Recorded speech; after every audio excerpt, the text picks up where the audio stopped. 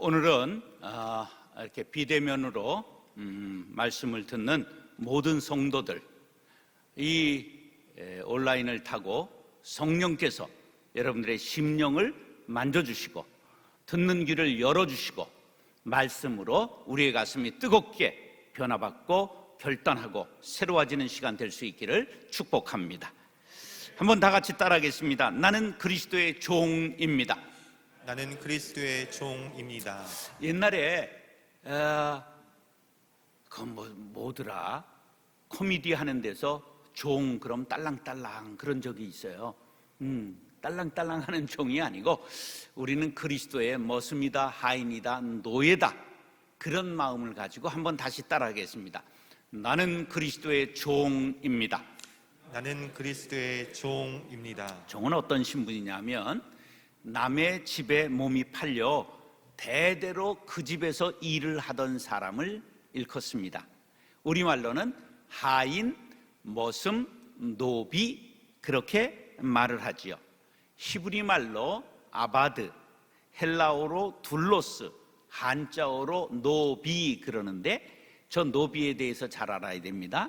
노자는 남자 노예 노자입니다.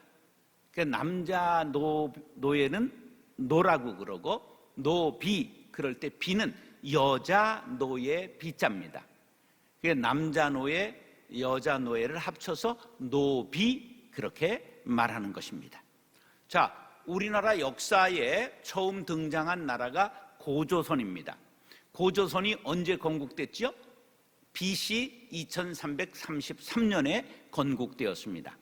그러면 지금 2021 플러스 2333년을 합하면 우리가 몇 년 된 그 한민족이 한국이 뿌리를 갖고 있느냐? 4354년쯤 된 거예요. 우리가 지금 단기로 말하면, 단기라는 건 단군으로 기억해서 당군 왕검이 나왔던 고조선을 기원으로 하면 우리가 4354년 그렇게 됐죠. 그런데 고조선의 역사에 법이 있었다. 그런데 그 법이 뭐냐?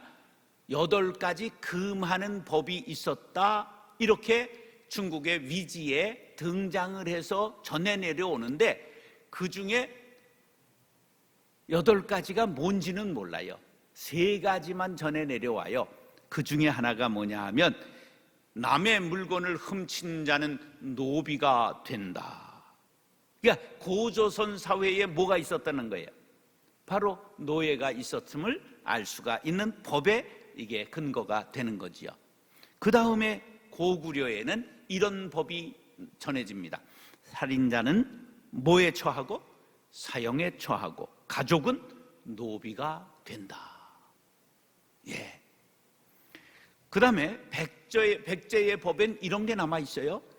간음녀는 비를 삼는다. 그랬더니 또 어떤 사람은 왕비를 삼는다. 이렇게 오해를 하면 안 되죠. 아까 비자가 뭐라고 그랬어요? 바로 여자 노예 비자라고 그랬잖아요. 그리고 여자 노예를 삼는 거예요. 간음한 여자는 발각되면 여자 노예가 되었다. 그런 말이.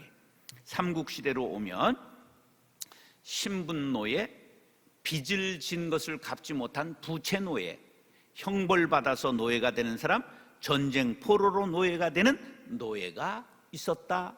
이렇게 기록에 나옵니다. 이것은 비단 우리나라만 그런 것이 아니라 어느 나라든지 이런 종류의 노예들이 있었습니다. 신분으로 물려 내려와서 부모가 노예였기 때문에 노예가 되는 사람, 빚 때문에 노예가 되는 건 성경에 이스라엘에도 나오죠. 그 다음에 형벌을 받아서 노예가 되는 사람, 전쟁의 포로가 되어서 노예가 되는 사람, 이런 종류의 노예들이 전해 내려오고 있는 것입니다. 고려 때 가면 956년 광종 7년에 노비 안건법이라 하는 것이 등장합니다. 이게 이제 국사를 조금 했던 사람은 어디서 듣던 말인데, 이제 이 국사하고 국경을 쌓은 사람들은 저게 처음 듣는 것 같이 신기하게 보는 사람은 이게 국사를 공부를 못한 사람이죠. 이게 노비 안건법이라고 하는 것은 양인이었다가 노비가 된 사람을 뭐 때문에? 빚으로 인하여, 이런 일로 인하여 죄를 지어서 노비가 될 수 있단 말이에요.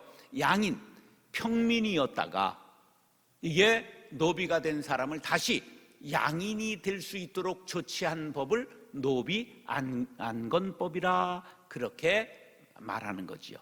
그랬던 것을 982년 성종 1년에 노비 환원법이라고 하는 게 나와요.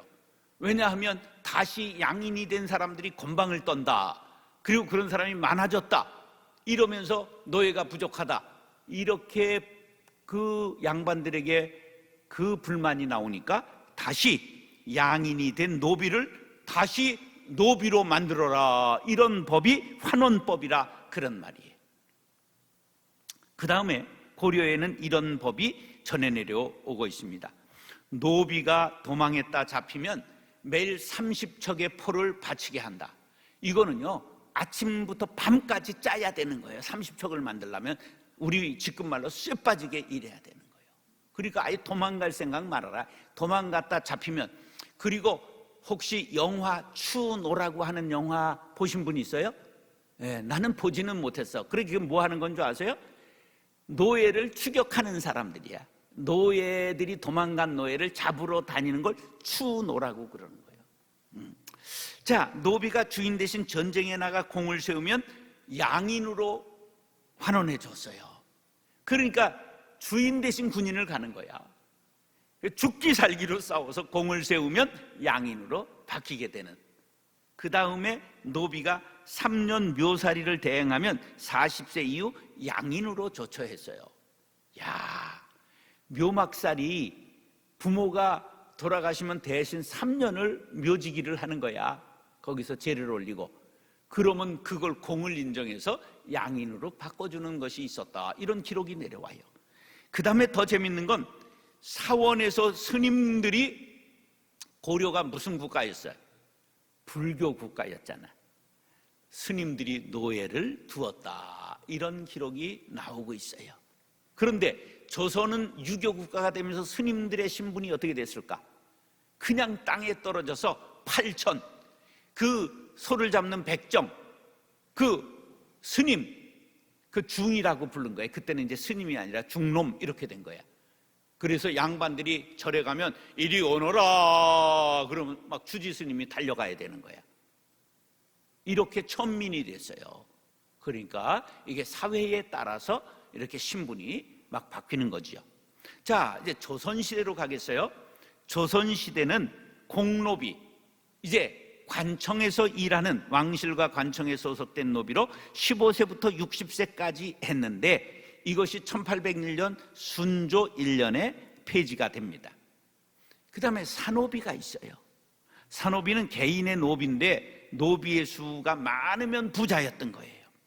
노비를 상속하고 매매하고 증여하고 공출했어요. 걷어내기도 했다 그런 거예요, 부역에.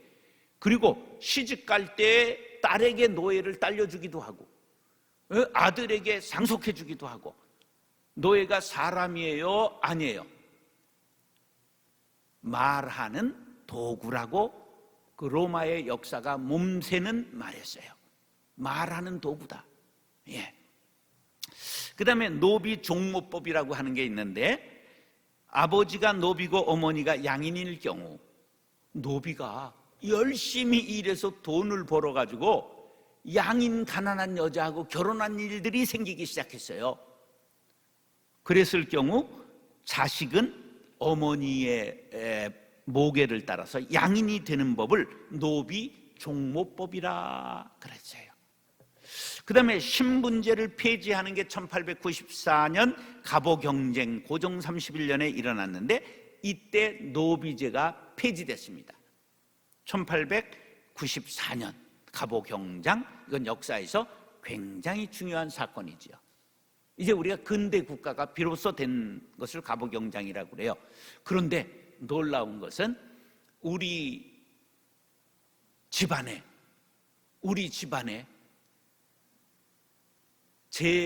저는 막내라 못 봤지만 우리 큰 누님, 우리 작은 누님, 우리 형님은 집안에 머슴이 있었던 걸 종이 있었던 걸 얘기하시더라고요. 예. 그런데 나중에 그 우리 집 머슴이 엄청나게 부자가 돼가지고 그 집에 박정희 장군이 전세를 들었었어요. 그래서 5.16 후에 막 갑돌인가 그냥 우리 종이 엄청 부자가 됐는데 택시 큰 회사를 운영했던 그런 전설을 우리 누님들한테 형님들한테 제가 들었어요. 그러니까 갑오경장 1894년에 노예제도는 폐지됐지만 민간에서 다 없어진 건 아니고 그것이 가난했기 때문에 머슴살이 하는 사람들이 종살이 하는 사람들이 아직도 1950년대까지 존속했다. 그런 것들을 민간에 있었다는 것을 알 수가 있죠. 로마에서는 노예를 말하는 도구라고 말했고 BC 1세기 로마 50% 이상이 노예였다. 로마의 인구의 절반이 뭐였다고요? 노예. 그러니까 노동력이 무엇으로 움직이는 사회예요?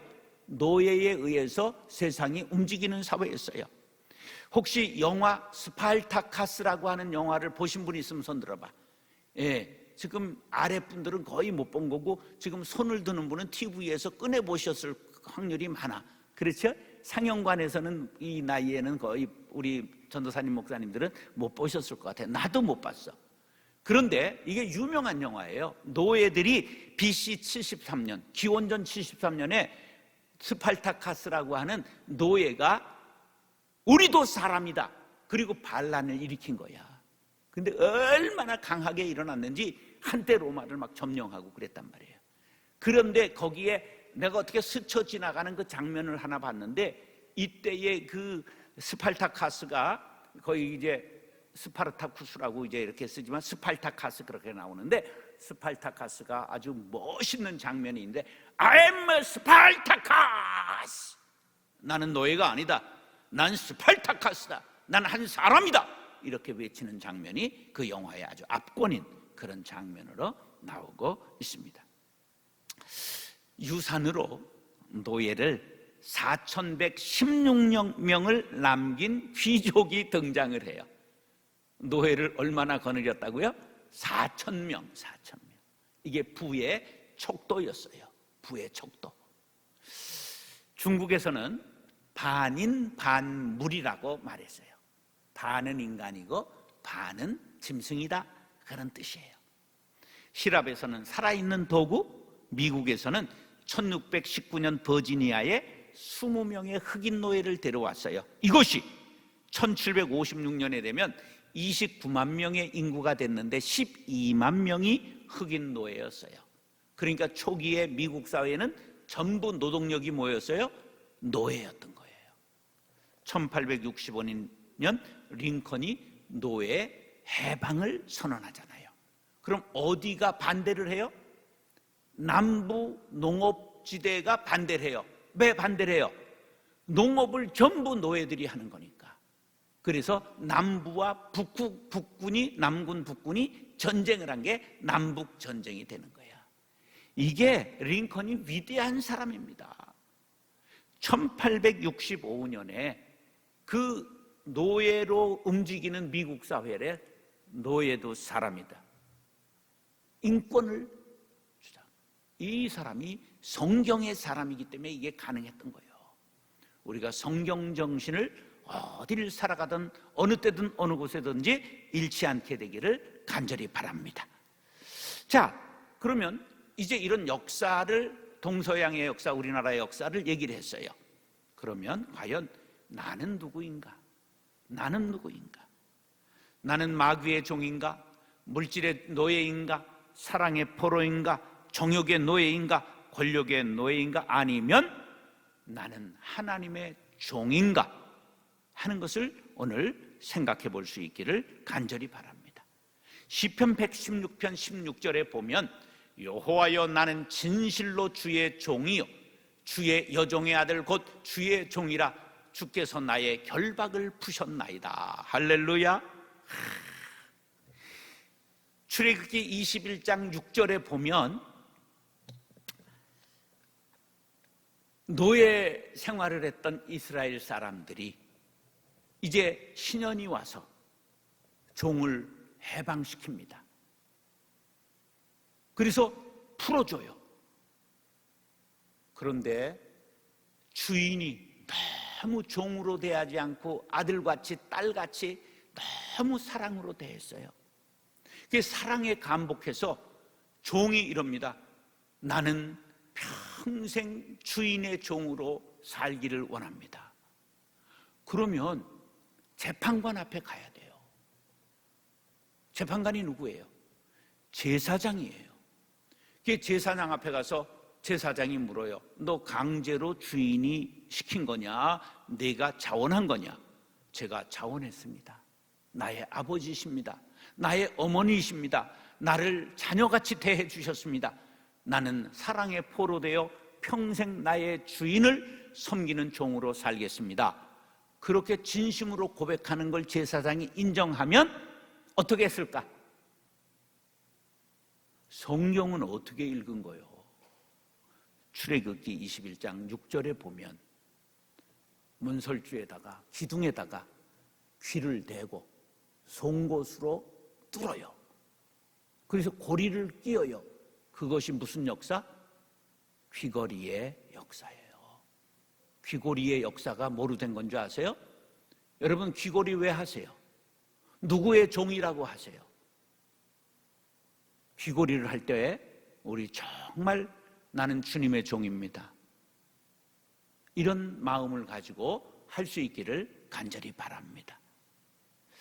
자, 그러면 이제 따라서 나는 주님의 종입니다.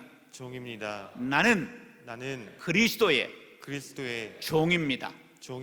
나는 하나님의 종입니다. 그러면 정말 우리가 종이라고 한다면 종에게는 네 가지가 없습니다. 싸가지가 없다 그런 게 아니라 네 가지가 없어요. 넷이니까 4가지잖아요. 그러니까 싸가지가 없다 그러면 안 되고 네 가지가 없어요. 첫째, 따라서 의지가 없습니다. 종은 자기 생각, 최선의 의사도 주인을 위해 포기해야 됩니다. 내가 더 잘하는데, 내 생각이 더 옳은데, 이거 없습니다. 종은 뭐가 없기 때문에? 의지가 없기 때문입니다. 주인의 뜻이 있을 뿐 자신의 뜻을 주장하면 안 됩니다. 지식, 감정, 의지 모두 주인께 예속됩니다.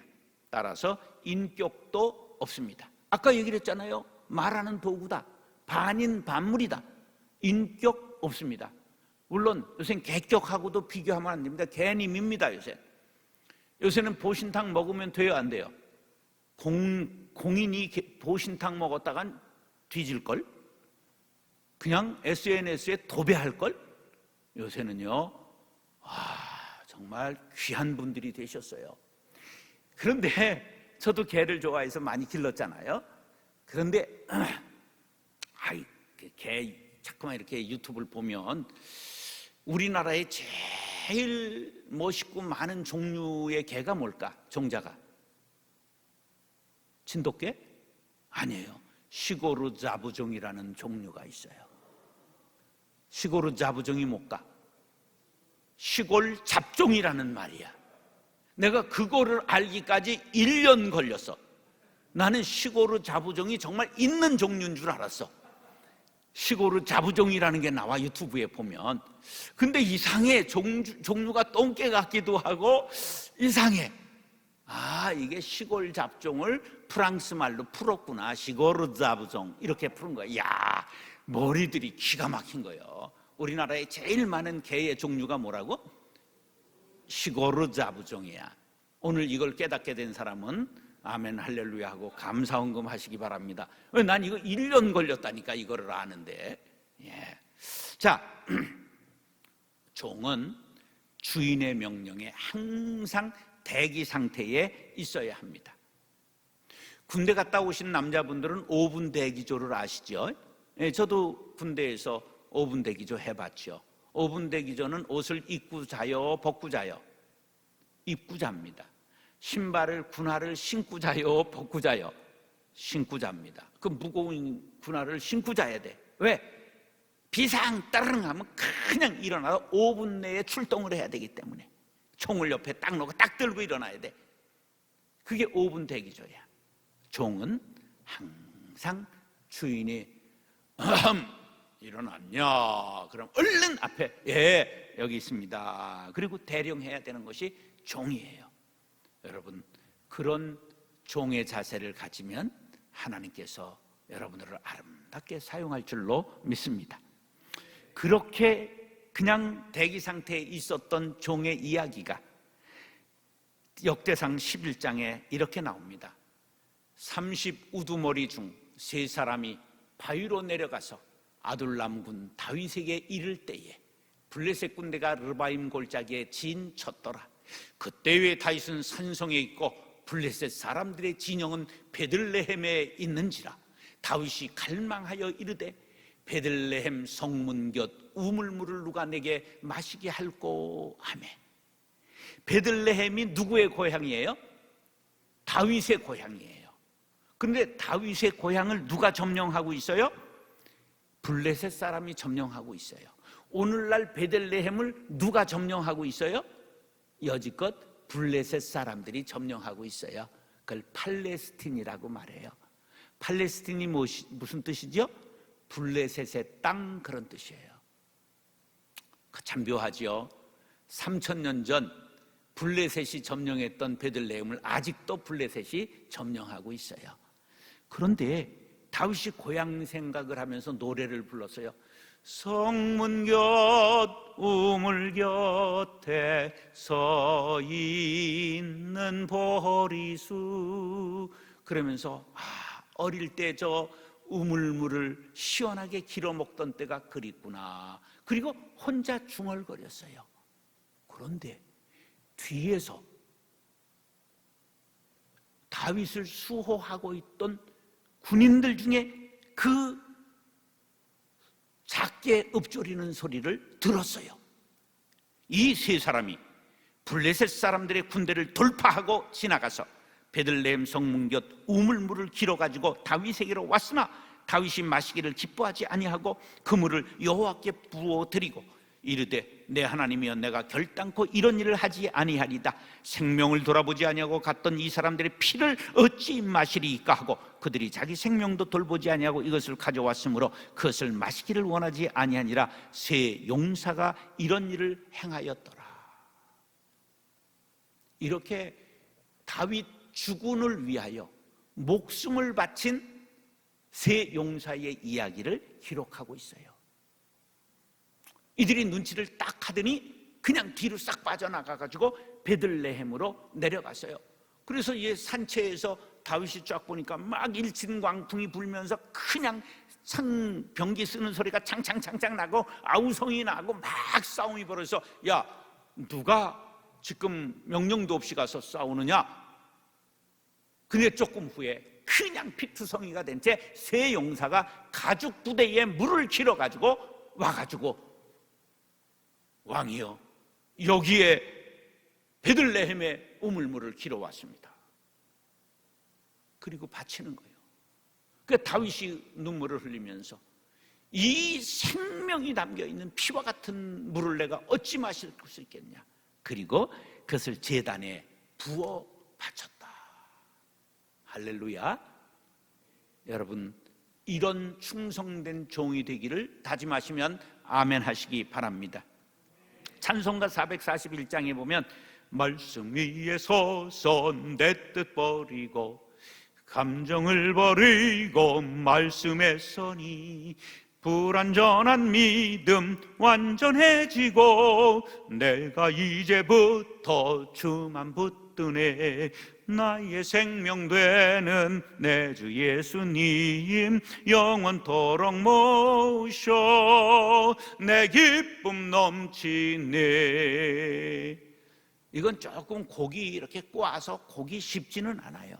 근데 그 가사가 말씀 위에 서서 내 뜻 버리고 감정을 버리고 말씀에 서니 우리가 종이 되어 자기 뜻을 버릴 때, 의지를 버릴 때 불완전한 믿음이 완전해지고 온전히 주님을 붙들고 서는 용사가 될 수 있다는 사실을 믿으시면 아멘 하시기 바랍니다. 그럴 때 여러분의 기쁨, 하나님의 기쁨이 넘치게 될 줄로 믿습니다.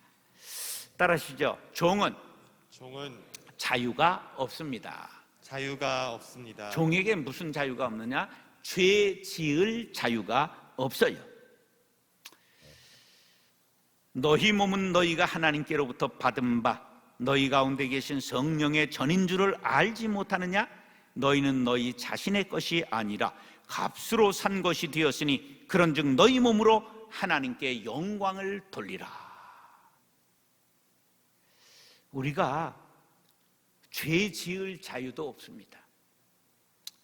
제가 원하지 않는 큰 교회 목사가 돼서 방송에도 나오고 뭐 이렇게 되면서 어디 가서도 머리는 희고 금방 이게 그냥 발각이 나가지고 죄를 지을 수가 없는 거예요. 한 번은 시애틀에 집회를 가서 식당에 점심 들어갔더니 어떤 분이 벌떡 일어나더니 목사님 여기 어떻게 오셨습니까? 우리 교인이 거기에 나타나는 거예요. 시애틀에서. 시애틀에 잠 못 이루는 밤인데 왜 그냥 거기에서 나타나는지 모르겠어요. 한 번은 비행기를 타고 외국에서 돌아오는데 누가 좌석에서 벌떡 일어나 목사님 여기 어디 갔다 오십니까? 비행기에서 만나요. 막 어디에 가든지 사람들이 알아보니까 하나님이 무서운 게 아니라 사람이 무서운 거야. 어디 가든지 걸리니까. 정말 죄를 안 짓는 것도 하나님이 여러 방법으로 못 짓게 하셨어요. 라스베가스에서 이게 땡기는 게 나는 이거 뭐 재미가 없어. 그거 돈을 바꿔가지고 그거를 넣어주더라고. 땡겨보라고. 그걸 왜 하고 자빠졌어? 나는 이미 중3 때 끊었는데. 일찍 한 것도 일찍 한 것도 도움이 되더라고. 흥미가 없는 거야. 일찍 어렸을 때 이런 거 다 했어. 이런 거 뭐 타짜를 했는데 그게 뭔 흥미가 있겠어? 하여간 우리는 뭐 지을 자유도 없다? 죄를 지을 자유도 없다. 그러므로 우리가 우리 몸으로 하나님 앞에 영광을 돌리는 도구들이 될 수 있기를 예수님의 이름으로 축원합니다. 그런데 또 무슨 자유가 없느냐? 다른 주인을 섬길 자유가 없어요. 한 사람이 두 주인을 섬기지 못할 것이니 혹 이를 미워하고 저를 사랑하거나 혹 이를 중히 여기고 저를 경히 여김이라. 너희가 하나님과 재물을 겸하여 섬기지 못하느니라. 하나님과 대적하는 최고 큰 다른 주인이 누굴까? 재물이야. 재물. 돈이 제일 위험한 거예요. 하나님을 앞에 세우고 돈이 따라가면 전부 풀어나지만 돈을 먼저 세우고 하나님을 두 번째 세우면 어떤 일이 일어날까? 어떻게 표현해야 되지? 이렇게 해야 되는구나. 이렇게. 그러면 소수점 인생이 된다는 걸 알아야 돼요. 하나님이 first, 지저스 first가 돼야 됩니다. 그래야 인생이 여러분 큰 인생이 된다는 사실을 기억하시기 바랍니다. 하나님과 만몬이 최고의 대적이라는 걸 알아야 돼요.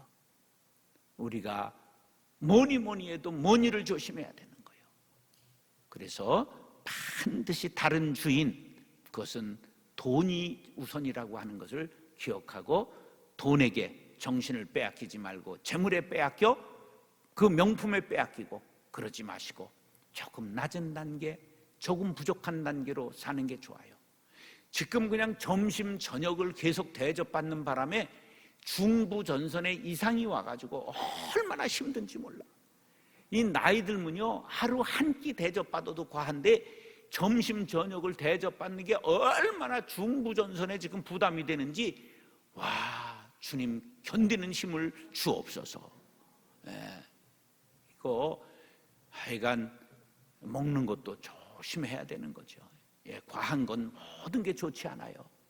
그러므로 여러분들 다른 주인을 섬길 자유가 없다. 오직 예수, 오직 하나님, 오직 성령님, 오직 교회 섬길 수 있게 되기를 축복합니다.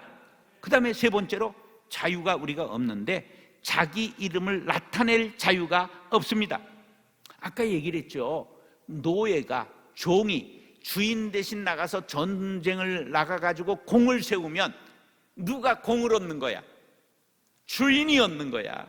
그래서 주인이 풀어줬다 이런 말이에요. 주인을 위해서 공을 세웠으니까 주인의 이름이 올라가게 되는 거예요. 우리는 우리를 전파하는 것이 아니라 오직 그리스도 예수의 주되신 것과 또 예수를 위하여 우리가 너희의 종된 것을 전파합니다. 할렐루야. 우리는 내가 종된 것을 전파하고 주님만을 전파해야 되는 거예요. 할렐루야. 자기를 나타내려고 하지 마세요.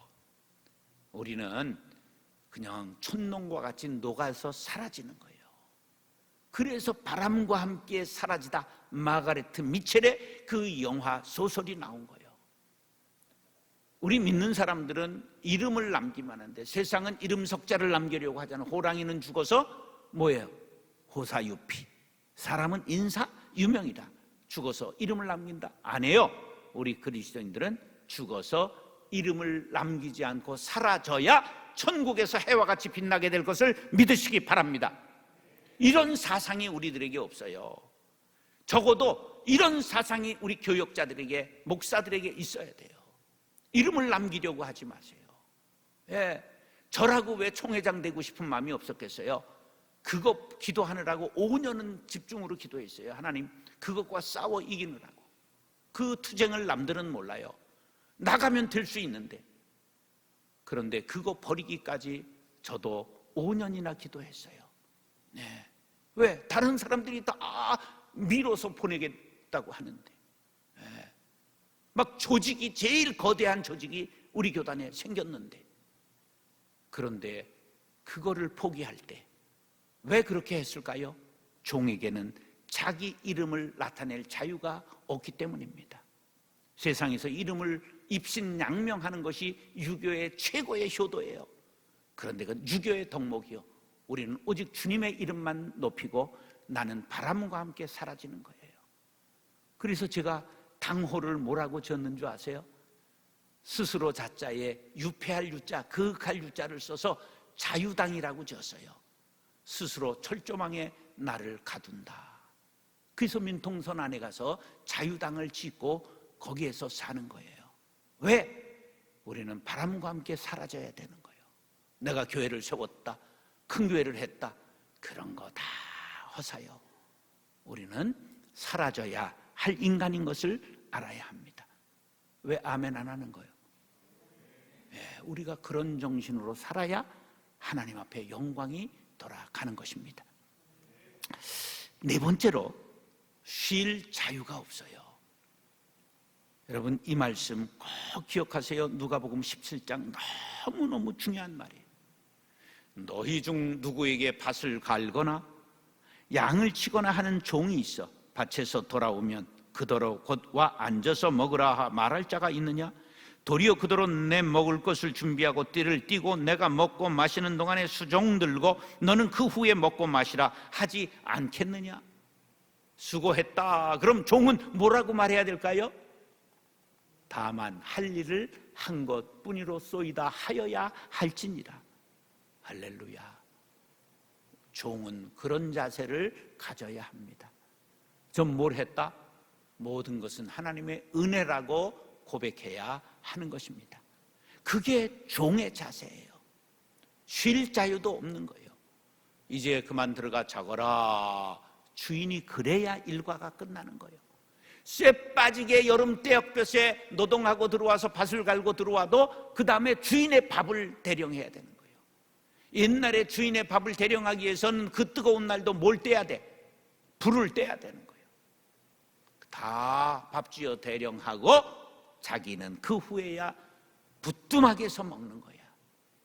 어딜 상을 받고 식사를 해요. 그것이 종이에요. 여러분, 진정 우리가 종이라고 한다면 그 무엇을 대가를 바라면 안 된다는 사실을 기억하시기 바랍니다. 우리가 교회 일 좀 많이 해서 쉬어야 되겠다고 마음 먹는 순간 아주 쉬게 하려는 마귀의 전략에 빠진 것임을 알아야 합니다. 좀 쉬었다 하겠다 그리고 돌아온 사람 본 예가 있으면 손 들어봐. 의도 터지고 돌아오지. 쉬는 것 없어요. 고난이 없어요. 주인이 쉬어라. 아주 영원히 천국에서 쉴 때까지 쉼 없이 충성하는 종들 될 수 있기를 예수님의 이름으로 축원합니다. 자, 세 번째로 처음에 뭐가 없다고 그랬어요? 까먹었지? 의지가 없다고 그랬자. 그 다음에 또 뭐가 없다고 그랬어요? 자유가 없다고 그랬잖아요. 세 번째 따라서 소유가 없습니다. 소유가 없습니다. 네. 종은 모든 생활 의식주를 주인에게 의존합니다. 빌립보서 3장 7절로 8절에 보면 그러나 무엇이든지 내게 유익하던 것을 내가 그리스도를 위하여 다 해로 여길 뿐더러 또한 모든 것을 해로 여기면 내 주 그리스도 예수를 아는 지식이 가장 고상하기 때문이라. 내가 그를 위하여 모든 것을 잃어버리고 배설물로 여기면 그리스도를 얻기 위함이다. 다 버려야 얻는 위치를 기억하시기 바랍니다. 사도 바울이 얼마나 위대한 사람입니까? 로마의 법학과 정치학과 군사학을 통달했을 뿐만 아니라 그리스의 철학과 수사학과 그리고 문학을 통달했습니다. 그리고 율법을 가말리엘의 수하에서 통달한 박사학위가 적어도 3개 되는 사람이에요. 인류 역사에 가장 유식한 사람을 꼽아라. 바울입니다. 그런 바울이 예수 만난 이후에 전부 버리는데 그 학문까지도 무엇으로 여기고 버렸다? 세자. 무엇으로 여겼다? 배설물 한 자로 줄이세요. 방송에서 똥 그러면 안 돼. 독일 말로 덩 그래야지. 방송 용어는 따로 있잖아. 우리가 자기가 가진 그 학문, 위대한 생애를 전부 예수 만나고 다 버린 사람, 그가 사도 바울입니다. 소유가 종은 없어요. 왜? 모든 것을 주인에게 의존하고 주인이 내 대책이 되어 주시기 때문입니다. 두 번째, 생명까지 주인의 것입니다. 우리가 살아도 주를 위하여 살고 죽어도 주를 위하여 죽나니 그러므로 사나 죽으나 우리가 주의 것이로다. 할렐루야. 아브라함이 독자 이삭을 바치잖아요. 120세에 20살 아들을 바쳐요. 자신을 바친 거예요. 바로 하나님이 독생자 예수 그리스도를 바치는 것을 미리 예표하신 사건입니다. 그 모리아 제단에 바로 예루살렘 성전이 세워진 것이잖아요. 에스더는 죽으면 죽으리라 자기 목숨을 드리잖아요. 그러니까 민족이 살아나는 거죠. 그날을 뭐라고 그래요? 불임절이라고 말하죠. 다니엘은 사자굴에 들어가서 주님을 배반하지 않잖아요. 자기의 생명을 드리잖아요. 그래서 영원한 우리의 믿음의 표상이 되는 것이죠. 이런 믿음 갖기를 원하시면 아멘. 생명까지 누구의 것이라고요? 우리 주인의 것이다. 주님의 것이다. 할렐루야. 그 다음에 소유가 없는데 그렇기 때문에 주인에게 완전히 맡기는 겁니다. 왜? 내 소유가 없으니까 내가 주인에게 맡기는 삶이 되는 거죠. 나는 비천에 처할 줄도 알고 풍부에 처할 줄도 알아. 모든 일 곧 배부름과 배고픔과 풍부와 궁핍에 처할 줄 아는 일체의 비결을 배웠노라. 이것을 자족의 은혜라고 말합니다. 전부 있는 것에 감사하는 사람, 이대로 족합니다. 자족이에요. 부자는 어떤 사람이냐? 있는 것에 만족하는 사람이 부자입니다. 가졌음에도 불구하고 다고 하는 거머리와 같은 딸을 두고 있는 사람들, 그것은 아주 거지 근성을 가진 사람이지 부자가 아닙니다. 우리는 어떤 경우에도 감사를 아는 자족의 신앙을 갖게 되기를 간절히 바랍니다. 그러면 주님이 우리의 대책이 되어주실 줄로 믿습니다. 욥의 고백을 우리는 너무나 잘 압니다. 내가 모태에서 알몸으로 나와 싸운즉 또한 알몸이 그리로 돌아가올지라 주신 이도 여호와시요 거두신 이도 여호와시오니 여호와의 이름이 찬송을 받으실지이다 하고, 그 동방의 거부가 재산이 전부 날아갔잖아요. 그때 고백이에요. 쫄딱 망했을 때의 고백, 떨어졌을 때의 고백, 이렇게 암울한 코로나19 시대 마스크로 모든 것이 막혔을 때의 고백, 이런 고백이 주신 이도 여호와시요 거두신 이도 여호와시오니 하나님 찬송과 감사를 드리나이다. 그러면 우리의 삶을 하나님께서 책임져 주실 줄로 믿습니다. 마태복음 6장 22절로 33절, 그러므로 내가 너희에게 이르노니 목숨을 위하여 무엇을 먹을까, 무엇을 마실까, 몸을 위하여 무엇을 입을까 염려하지 말라. 목숨이 음식보다 중하지 아니하며 몸이 의복보다 중하지 아니하냐. 공중의 새를 보라. 심지도 않고 거두지도 않고 창고에 모아들이지도 아니하되 너희 하늘 아버지께서 기르시나니 너희는 이것들보다 귀하지 아니하냐. 너희 중에 누가 염려함으로 그 길을 한 자라도 더할 수 있겠느냐.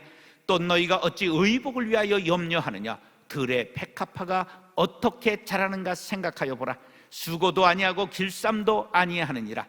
그러나 내가 너희에게 말하노니 솔로몬의 모든 영광으로도 입은 것이 이 꽃 하나만 갖지 못하였느니라.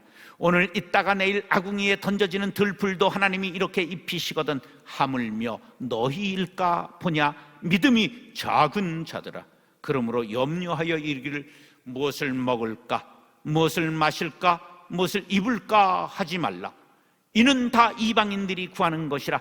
너희 하늘 아버지께서 이 모든 것이 너희에게 있어야 할 줄을 아시느니라. 그런즉 너희는 먼저 그의 나라와 그의 의를 구하라. 그리하면 이 모든 것을 너희에게 더하시리라. 할렐루야. 뭐 하지 말라고요? 뭐 하지 말라고요? 염려, 메림나오라고 말합니다. 이것은, 염려는 우리에게 뭘 가져오느냐? 염려는 우울증을 숙성시키면 정신분열증이 됩니다. 왜냐하면 메림나오가 나뉘다, 찢어진다, 그런 뜻입니다. 염려가 뭐라고요? 나뉜다, 찢어진다, 그런 뜻이에요. 이게 바로 분열증이 되는 거예요. 우울증이 6개월 숙성되면 뭐가 된다고요? 정신분열증이 되는 거예요. 여기 염려라는 단어에 그게 나오는 거예요. 한번 따라서요. 염려는 후불하고, 염려는 후불하고, 뒤에 지불해도 된다는 거예요. 하지 않은 걸 왜 하느냐? 감사는 가불하라. 감사는 가불하라. 감사는 앞당기라는 거예요. 그럼 늘 감사하는 생활을 할 수 있는 거예요. 근데 어리석은 사람들이 그냥 염려를 가불해 버리는 거예요. 그래, 염려 공장 공장장, 근심 공장 공장장, 그래가지고 매일 근심 걱정 염려를 하는 거예요. 들에 피는 백합화를, 저들의 백합화는 향기 날리며 주님의 은혜를 감사하는데 우리들은 무엇으로 감사할까요? 우리들은 무엇으로 감사할까요? 이런 찬송 들어봤어요? 이 주일학교를 낙제했기 때문에 모르는 거예요. 이게 어린이 찬송인데 제가 주일학교 선생을 19살 때부터 했잖아. 그러니까 그냥 나오는 거예요. 생각도 안 해도. 어렸을 때 저장되는 거니까. 제가 얼마나 아이들을 잘해보겠다고 누가 잘하나를 전부 시청했는지 동요 다 부를 수 있어요. 옛날 동요 다 불러요. 누가 잘하나를. 누가 잘하나 시그널 뮤직 아시는 분 손 들어보세요. 꽃과 같이 곱게 나비같이 춤추며 아름답게 크는 우리, 물 무럭무럭 자라서 이 강산을 꾸미면 웃음의 꽃 피어나리.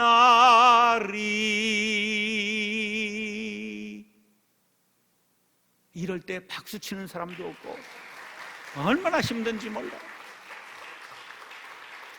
이게 어릴 때 19살 때 어린아이들 잘 가르쳐 보겠다고 그게 눈높이를 맞춘 거죠. 신교육 100년 역사의 가장 위대한 단어는 눈높이입니다. 승무원들이 손님한테 응대할 때 어떻게 하죠? 비행기에서 눈높이를 맞추기 위해 무릎을 꿇잖아요. 교사 여러분, 교육자 여러분, 피교육자와 눈을 맞추시기 바랍니다. 그들의 수준으로 내려가시기 바랍니다. 예수님이 우리의 수준으로 자기를 낮추시고 우리에게 자기를 비하하시고 오셨기 때문에 우리의 구원을 완성한 것처럼 우리가 낮아져야 되는 거죠. 그게 어린이 설교를 잘하는 사람은 어른 설교를 잘할 확률이 높아요. 어른 설교를 잘하는 사람이 어린이 설교 잘할 확률은 몰라요. 그러니까 교육부 지도자들이 거기에 최선을 다해야 되는 거예요. 나는 그때 제자들이 선교사도 있고 목사도 있고 지금도 만나요. 지금도 만나. 지금 중국의 선교사 총무했던 황창현이 그 부인 오순영이가 서울대 대학원까지 나온 영문학과 나온 엘리트예요. 거의 톱을 했던 그런 제자인데 제가 황창현 선교사하고 중매해서 중국을 갔다. 지금 대만으로 이제 중국에서 선교를 못하게 되니까 나갔죠. 뭐 그런 제자들이 지금도 다 연락이 될 수 있어요. 만나고 그래요. 예. 우리가 최선을 다하면 염려하거나 걱정하거나 의식주를 염려할 필요 없어요. 주님이 다 대책해 주세요. 제가 있었던 신장이 교회는 서울의 부촌이었어요. 손꼽히는 부자들이 사는 동네였어요. 그래서 우리 신장이 교회가 큰 교회는 아니었지만 서울대, 연대, 고대, 숙대, 이대 그냥 막 이런 다니는 청년들이 많았어요. 저는 어디에 다녔냐면 공장을 다녔어요. 공장을. 그런데 하나님께서 기죽지 않고 교사 열심히 하고 충성했더니 그 교회 출신 중에 공고 나오고 공장 노동자 했던 저를 하나님께서 제일 유명하게 만드셨어요. 우리가 내일 일을 염려할 필요 없어요. 오늘의 최선을 다하면 얼마나 고학력자들이었는지 용길이라고 하는 광주에서 올라온 애가 성균관대를 다닌다고 그랬는데 나중에 알고 보니까 가짜였어. 가짜 대학생이 등장하는 거야. 어떤 사람은 연대 상대를 다녔어요. 그래 졸업식에 꽃다발을 갖고 다 갔는데 상대에 없는 거야. 못 만났어. 그리고 다 돌아오다가 어느 사람들이 뭐 전단을 보니까 신학과에 그 사람의 명단이 있는 거예요. 연대 신학과는 우리는 감히 쳐다도 보지 못할 높은 성적의 학과인데 그분은 너무 엘리트들이 모여있는 이 장이동에 있는 그 교회에 자기를 드러내려고 난 연대 상대 다닌다고 얘기를 했던 거예요. 우린 연대 신학과 같은 건 감히 쳐다볼 수도 없었어. 내일 일을 염려하지 말아라. 염려하기 때문에 걱정하고 거짓말하고 꾸미고 그렇게 사는 거죠. 있는 자리에서 최선을 다하면 들의 백합화를 아름답게 하시고 하늘 나는 새를 먹이고 입히시는 하나님께서 우리의 삶을 전부 대책해 주신다는 사실을 기억하시길 바랍니다. 믿으시기 바랍니다. 그렇게 사시기를 바랍니다. 이 모든 것을 너에게 더 하시리라. 할렐루야. 자, 네 번째로 뭐가 없느냐? 영광이 없어요. 종은 칭찬과 영광을 바라지 않고 모든 영광을 주인께 돌려야 돼요. 누가복음 17장 9절이 저에게 큰 가슴에 새겨졌어요. 명한 대로 하였다고 종에게 감사하겠느냐? 종은 다만 할 일을 한 것뿐이로소이다 하여야 할지니라. 그래서 나는 아무것도 한 것이 없습니다. 그래서 다 놓고 갈 수가 있게 된 것입니다. 말씀이 마음에 새겨지면 그대로 살 수가 있지요. 말씀이 새겨지지 않으니까 그대로 살지 못하는 거예요. 설교를 했으면 그대로 살아야 능력이 되는 거예요. 성경을 읽었으면 실천해야 내게 능력이 되는 거예요. 우리 모두가 말씀이 영광을 구하라 그러지 않았어. 오직 영광 주님께 돌려야 돼요. 인간의 욕구 중에 가장 큰 거 뭐냐? 인정받고 싶은 욕구가 있어요. 그러나 모든 그리스도인들은 오직 주님께만 영광을 돌려야 돼요. 헤롯이 두로와 시돈 사람들을 대단히 노여워하니 그들의 지방이 왕국에서 나는 양식을 먹는 까닭에 한 마음으로 그에게 나와 왕의 침소 맡은 신하 블라스도를 설득하여 화목하기를 청한지라. 두로와 시돈은 도시국가예요. 항구 도시예요. 뭘 하고 살았을까요? 중개 무역을 하고 부자가 됐어요. 그런데 땅이 없어요. 싱가포르예요. 홍콩이에요. 그러니까 곡식을 어디에서 사다 먹어요? 그것이 유다 왕국에서 사다가 먹어요. 근데 외교 관계가 나빠졌어요. 그러니까 블라스도라고 하는 내시에게, 관관에게 뇌물을 먹이고 이제 외교 관계를 다시 복원하기 위해서 사절단이 왔어요. 헤롯이 나를 택하여 왕복을 입고 단상에 앉아 백성에게 연설하니 은으로 짠 왕복을 입었대요. 지중해에 밝은 태양빛을 받으면서 번쩍번쩍했어요. 근데 이 사람이 인물이 좋아요. 이 사람이 누구냐? 헤롯 아그리빠야. 혹시 미술을 한 사람들은 대상을 할 때 처음 뭐를 놓고 그리지? 아그리빠 상을 놓고 그려요. 그 사람이야. 그런데 목소리까지 좋았어요. 일장 연설을 하는데 곡식을 사가야 되잖아. 그러니까 이 사람들이 이렇게 부르짖었어요. 백성들이 크게 부르되 이것은 신의 소리요 사람의 소리가 아니라 하거늘 헤롯이 영광을 하나님께 돌리지 아니하므로 주의 사자가 곧 친히 벌레에게 먹혀 죽으니라. 옛날 성경에 뭐라 그랬죠? 충에 먹혀 죽었다. 조세푸스의 유대사에 보면 펄펄 일주일을 배가 아파 뛰다가 죽었다, 이렇게 역사에 나와요. 뭐를 하지 않았기 때문에?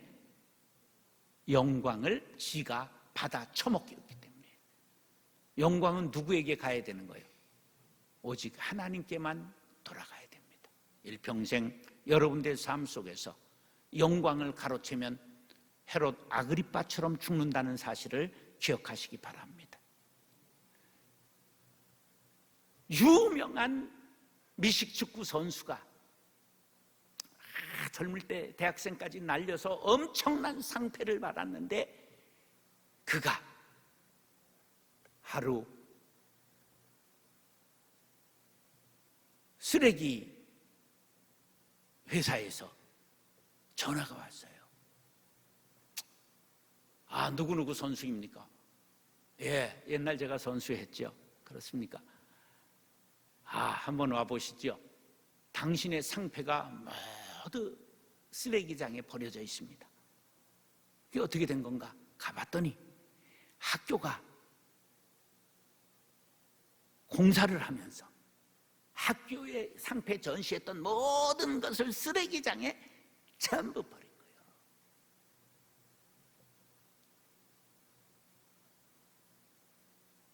우리의 이 땅에서의 영광은 전부 쓰레기장에 버려질 것이라는 걸 알아야 돼요. 제가 이 예화를 뇌리에 기억하고 있었기 때문에 제 상패를 전부 폐기 처분했어요. 아직 몇 개 못한 것은 다락에다 처박아 놨다가 얼마 있다가 그것까지 다 폐기 처분하려고 그러고, 그런데 반가운 게 있더라고. 금 1돈짜리를 밀어가지고 요만하게 밀어서 그거를 감사패로 한 것들이 한 10개 있더라고. 그래, 그건 다 뗐지. 그거는 팔면 금 1돈이니까. 차라리 그렇게 주면 좋을 것 같아. 그냥 무거운 그 뭐 수지로 만들고 막 그냥 쇠로 만들고 나무로 만든 것들, 그건 장차 다 어디 간다고? 다 쓰레기장으로 갈 거예요. 여러분, 헛된 영광을 구하지 마세요. 여호와의 영광을 우리에게 돌리지 마옵소서. 우리에게 돌리지 마옵소서. 오직 주는 인자하시고 진실하심으로 주의 이름에만 영광을 돌리소서. 할렐루야. 이 시인의 고백이 저와 여러분들의 고백이 될 수 있기를 간절히 바랍니다. 모든 영광 하나님께, 모든 영광 하나님께, 모든 영광 하나님께 영광 돌리세. 아멘. 이렇게 우리는 종에게 없는 4가지를 상고해 봤습니다. 뭐가 없다고요? 종에게는 의지가 없다, 자유가 없다, 소유가 없다, 영광이 없다. 그러면 종은 어떤 자세로 살아야 되느냐? 따르셔 주인을 경외해야 합니다. 주인을 경외해야 합니다. 이 경외라는 단어는 존경경자, 사랑경자요, 외는 두려워할 외자, 참회 외자가 아닙니다. 두려워한다. 어떻게 사랑하고 존경하면서도 두려워하느냐? 간단해요. 시아버지가 며느리에게 잘해주지만 친아버지 같지 않고 두려움이 있잖아요. 어렵잖아요. 그걸 경외라고 그러는 거예요. 하나님은 어떻게 섬겨야 되느냐? 사랑의 아버지인 동시에 공의의 아버지시기 때문에 하나님은 경외해야 되는 거예요. 하나님의 이름을 함부로 불러도 안 되고 하나님을 지아버지처럼 생각해도 안 되는 거예요. 그러니까 하나님은 경외해야 되는 거예요. 아버지이신 동시에 우리를 때리실 수 있고 심판하실 수 있는 분으로 섬겨야 되는 거죠. 5절 상반절 시작. 종들아 두려워하고 떨며. 어떻게 섬기라고요? 두려워하며 떨며 섬겨야 된다는 거예요. 아브라함이 이르되 주 여호와여 무엇을 내게 주시려 하나이까? 나는 자식이 없사오니 나의 상속자는 이 다메섹 사람 엘리에셀이니이다. 엘리에셀이 아브라함이 마음에 둔 상속자예요. 아브라함이 거부예요. 족장이에요. 그런데 그 재산 전부를 누구에게 주기로 했어요? 엘리에셀에게 주기로 했어요. 근데 이 엘리에셀은 얼마나 나이를 돌아보지 않고 헌신한 충성된 종인가? 놀랍게 충성하지요. 그가 적어도 70 내지 80이 되었다고 보는데 도련님 신부감을 구하러 가잖아요. 그 도련님 신부감 구하러 가는 바단 아람이 얼마나 거리가 될까? 직선 800km예요. 그러면 그때 고속도로 하위가 있죠? 없어요. 산을 건너 사막을 건너 그 그냥 메마른 땅을 건너서 나귀를 끌고 가는 거예요. 그러면서 뭐라고 기도해요? 나의 주인 아브라함의 하나님이요, 나의 주인을 위하여 순적하게 만나게 해 주옵소서. 이렇게 기도하는 거예요. 그가 이르되 우리 주인 아브라함의 하나님이여 원하건대 오늘 나에게 순조롭게 만나게 하사 내 주인 아브라함에게 은혜를 베푸시옵소서. 생각해봐요. 지금 이삭이 엘리에셀에게는 어떤 사람이에요? 자기 재산을 가져간 놈이야. 이삭이 태어나지 않았으면 그 재산이 다 누구 거야? 내 거야, 내 거. 근데 끝까지 주인을 경외하잖아. 그래서 성경에 나오는 최고의 종, 그럼 누구야? 엘리에셀인 거예요. 끝까지 주인의 그 주인을 위하여 헌신한 종. 여러분, 엘리에셀의 자세를 갖게 되기를 축복합니다. 그 다음 성실해야 돼요. 5절 중반절 시작. 성실한 마음으로. 성실한 마음으로. 성실이 뭐냐? 정성스럽고 참되다, 마음이 솔직하고 맑고 깨끗하다. 피스토스예요. 변함없는 일정한. 자, 여기서 뭐가 나왔느냐? 헬라어 피스토스에서 피스톤이 나왔어요. 피스톤은 일정해야 돼. 변함이 없어야 돼. 이게 그냥 확 갔다, 천천히 갔다, 마음대로 하면 기계가 엉망이 되는 거예요. 그래서 피스톤이 뭐야? 성실이에요. 피스토스에서, 바로 성실에서 나온 단어가 기계 피스톤이야. 일정해야 돼. 변함이 없어야 돼. 종은 성실해야 돼. 변함이 없어야 돼. 일정해야 돼. 여호와를 의리하고 선을 행하라. 땅에 머무는 동안 그의 성실을 먹을거리로 삼을지어다. 할렐루야. 예, 우리 딸들이 초등학교를 다니던 때에 뭐가 유행했느냐 하면 가훈각기 운동이 유행했어요. 그래서 우리 집 가훈이 뭐야? 그렇게 묻더라고. 그래서 번뜩 생각났어요. 우리 집 가훈은 성실로 음식을 삼자. 우리 집 가훈은 성실로 음식을 삼자입니다. 시편 37편 3절, 그의 성실을 음식으로 삼자. 왜 그렇게 했느냐 하면 제가 회개하는 마음으로 그렇게 했어요. 제가 고등학교 다닐 때까지 정말 공부를 1시간도 안 해봤어요. 그러니 인수분해는 그냥 산산분해돼 버리고, 수학은 언제나 빨간 점수 40점으로 끝났고, 영어는 I cannot speak English, 성문 종합 영어 머리글까지만 봤어. 그건 한글로 되어 있기 때문에. 그것이 얼마나 철들고 후회가 되는지. 제가 대학을 가기 위해서 공고 3학년 2학기가 되면 실습을 나갑니다. 공장에. 그런데 실습을 나간다고 그러고 도서관에 박혀서 대학 입시 공부를 하는데 뭘 알아야 하지. 근데 졸업시험이 다가왔어요. 근데 이런 생각이 들었어. 내가 한 번도 시험 공부를 안 해봤는데 마지막으로 한번 시험이니 공부 한번 해보자. 근데 다 실습 나가서 공부 안 할 텐데 도서관에서 졸업시험 공부를 해가지고 2등 했어. 그 성적 때문에 방송통신대학을 간 거예요.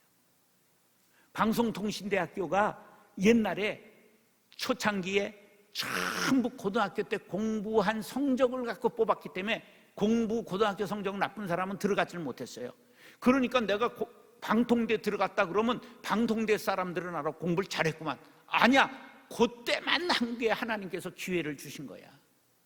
한 번 성실한 것 가지고 하나님이 이렇게 나를 구해 주셨어요.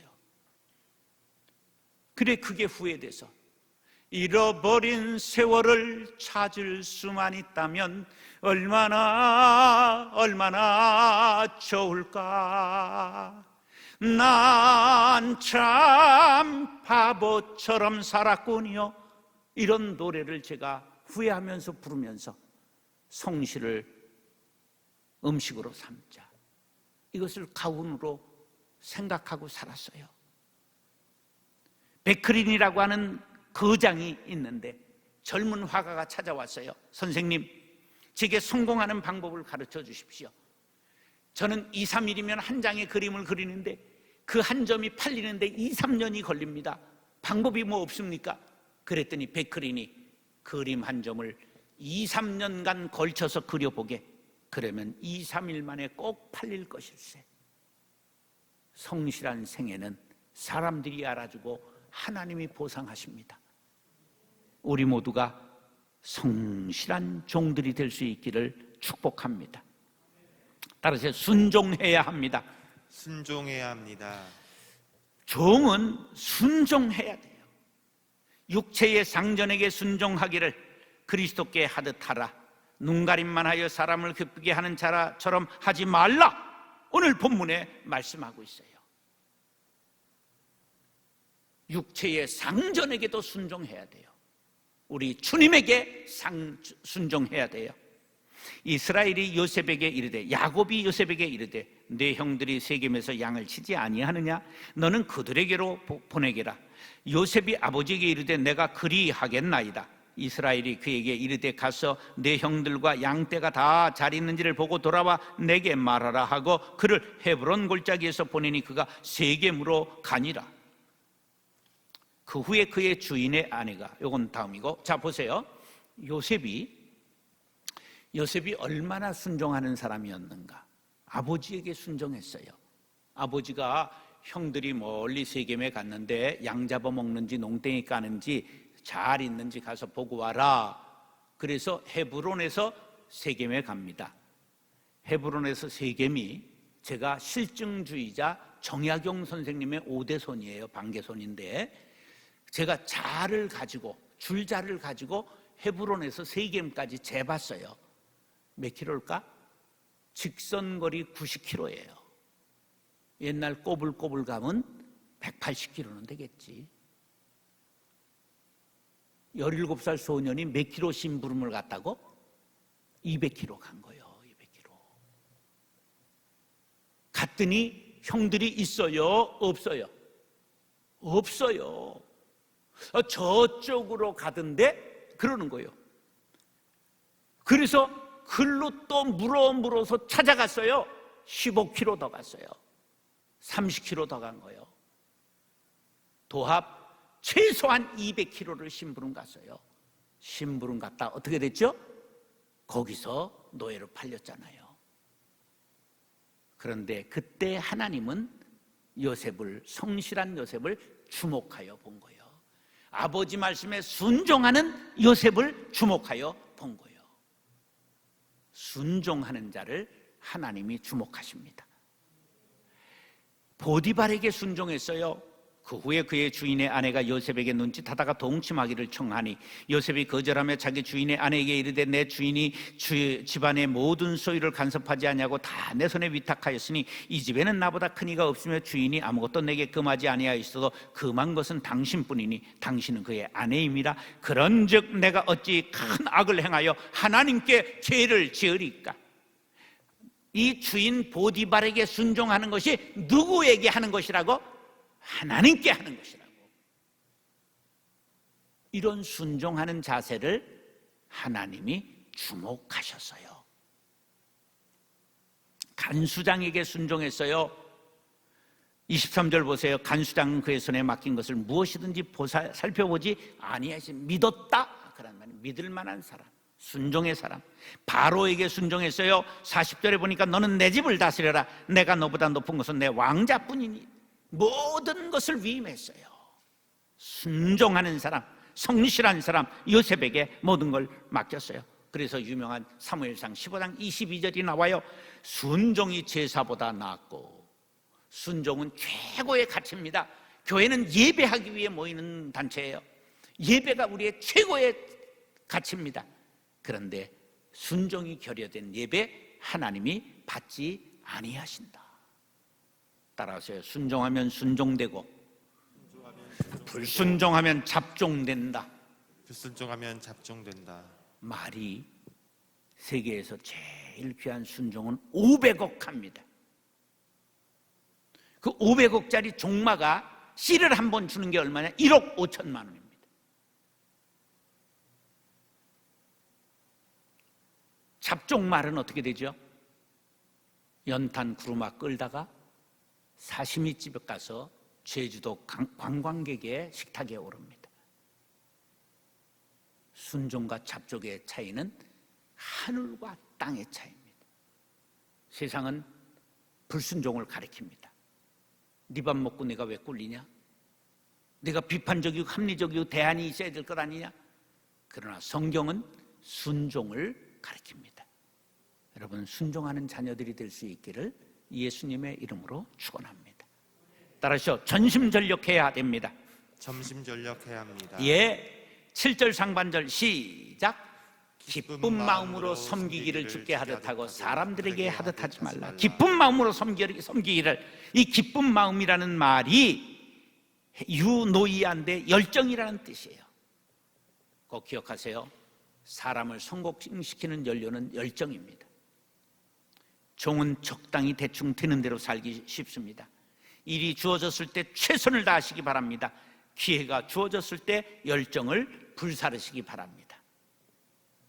열정, 이은상 작시, 홍남파 작곡의 가곡 사랑이라는 노래가 있죠. 탈 대로 다 타시어 타다 말진 부디 마소. 타고 다시 타서 제댈 법은 하거니와 타다가 남은 동강은 쓸 곳이 없느니라. 반 타고 꺼질진데 아예 타지 말으시오. 차라리 아니 타고 생낙으로 잊으시오. 생나무로 그대로 있어라, 그런 말. 탈진데 제 그것조차 마저 탐이 오르니다. 타다가 남은 동강을 뭐라고 그럴까요? 냉괄이라고 그러는 거예요. 매캐하게 연기만 풍기는 걸 냉괄이라고 그래요, 우리말. 다 쓸모없는 사람이 되는 거예요. 열정을 확 불사르는 성도들이 될 수 있길 바랍니다. 제가 부목사 할 때 광성교회 갔는데 심창인 목사님을 보면서 내가 저분보다 젊은데 22년이 젊은데 내가 다른 건 다 못해도 저분보다 열정은 불사를 수 있다. 5년 동안 휴가 2번 갔어요. 그리고 월요일 모셨어요. 왜? 그분이 부총회장 출마, 부총회장, 총회장, 증경총회장 4년을 비서를 했어요. 쉴 수가 없었어요. 쉬어도 되지만 그분을 보좌하기 위해 쉬지 않았어요. 외국에 가시면 다 놀아도 나는 지키고 있어야 돼. 연락을 받아야 되니까. 그분이 공항에서 11시에 귀국해도 나는 사무실을 반드시 지켰어요. 열정을 불사렸는데 하나님이 아셨어요. 그분이 아셨어요. 매번 서열 1등만 개척해 주던 것을 제가 서열 6번째인데 10억을 최초로 주시면서 일산 광성교회를 개척하게 하셨습니다. 열정은 인생을 되게 하는 연료입니다. 그래서 저는 정말 열정적으로 교회를 했습니다. 23가지 병을 통과했습니다. 하나님이 하셨지요. 연약한 가운데에도 하나님이 하게 하셨어요. 여러분, 열정을 불사르는 인생들이 될 수 있기를 예수님의 이름으로 축원합니다. 마지막으로 하나님 앞에서 살아야 합니다. 하나님 앞에서 살아야 합니다. 7절 하반절 시작. 주께 하듯 하고 사람들에게 하듯 하지 말라. 하나님 앞에서 살아. 우리의 주인은 하나님, 우리의 상벌도 하나님. 그분은 중심을 보시고 하나님은 하늘에 계시고 우리의 마음을 보십니다. 에베소서 6장 9절 상전들아 너희도 그들에게 이와 같이 하고 위협을 그치라. 이는 그들과 너희의 상전이 하늘에 계시고 그에게는 사람을 외모로 취하는 일이 없는 줄 너희가 알미라. 계시다, 듣고 계시다, 존재하신다, 보고 계신다, 존재하신다, 다 아신다, 존재하신다. 하나님은 살아계십니다. 존재하십니다. 하나님을 두려워하십시오. 위로는 하나님을 섬기고 아래로 사람을 사랑하시기 바랍니다. 우리가 코람데오의 정신을 가지고 하나님 앞에서 살면 반드시 하나님께서 우리를 세우시고 높이시고 우리를 영화롭게 해주실 줄로 믿습니다. 종의 사무, 종의 자세에 대해서 말씀 나누었습니다. 따라하시오. 종에게는 4가지가 없습니다. 의지가 없다, 자유가 없다, 소유가 없다, 영광이 없다. 종의 자세, 주인을 경외해야 합니다. 성실해야 됩니다. 순종해야 됩니다. 전심전력해야 됩니다. 하나님 앞에서 살아야 합니다. 기도하겠습니다. 사랑과 은혜가 풍성하신 아버지 하나님, 나는 주의 종입니다. 이제부터는 내 의지가 아니라 주의 명령의 대기 상태로 살아가게 하여 주시옵소서. 나는 죄인입니다. 자유가 없습니다. 내 이름 없습니다. 다른 주인 없습니다. 쉴 자유도 없습니다. 내 소유는 아무것도 없습니다. 주님 앞에 바칩니다. 생명을 바칩니다. 맡깁니다. 의식주를 책임져 주시옵소서. 모든 영광은 주님만 받아 주시옵소서. 이제는 주인을 경외하며 성실하게 살렵니다. 순종하며 살립니다. 열정을 불태우며 전심전력하렵니다. 고람되어의 정신을 가지고 하나님 앞에서 살겠습니다. 다짐하는 우리의 결단을 받아 주시옵소서. 존귀하신 예수님의 이름으로 축복하며 기도드리옵나이다. 아멘.